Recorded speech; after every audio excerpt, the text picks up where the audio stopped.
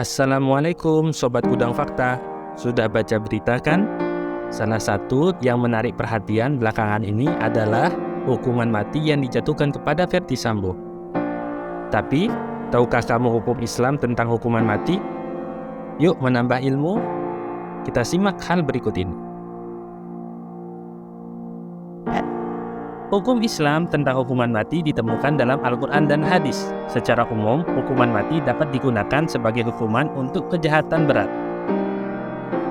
seperti pembunuhan, pengkhianatan, pelecehan seksual yang mengakibatkan kematian, dan perampokan bersenjata. Al-Quran menyebutkan bahwa hukuman mati diperbolehkan dalam beberapa kasus. Salah satunya adalah dalam kasus pembunuhan yang dilakukan dengan sengaja, seperti yang disebutkan dalam surat Al-Baqarah ayat 178. Hai orang-orang yang beriman, diwajibkan atas kamu kisos, hukuman yang sama, yaitu hukuman mati bagi yang terbunuh, kecuali yang terjadi karena kecelakaan dalam berburu. Dalam konteks ini, kisos merujuk pada hukuman mati yang setara dengan kejahatan yang dilakukan. Namun, Al-Quran juga menekankan pada pentingnya pengampunan dan memberi kesempatan pada pelaku kejahatan untuk bertobat, seperti yang disebutkan dalam surat Al-Baqarah ayat 178. Barang siapa yang diampuni oleh saudaranya setelah terjadi kisos, dia harus membayar tebusan yang ditentukan untuknya dengan cara yang baik, dan dia harus membayar tebusan dengan sungguh-sungguh. Yang demikian itu adalah pelunasan yang diperuntukkan oleh Tuhanmu.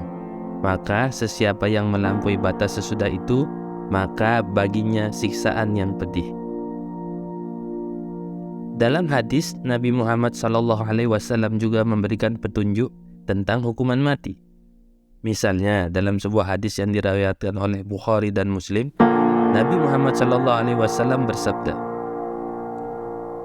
barang siapa membunuh seseorang yang mempunyai perjanjian dengan kaum muslimin, maka ia tidak akan mencium bau surga, walaupun baunya dapat dirasakan dari jarak 40 tahun perjalanan.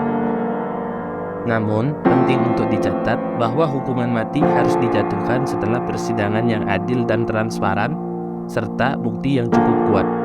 Selain itu, harus dipastikan bahwa hakim yang menjatuhkan pidana mati adil dan tidak memihak salah satu pihak. Bagaimana Sobat Gudang Fakta?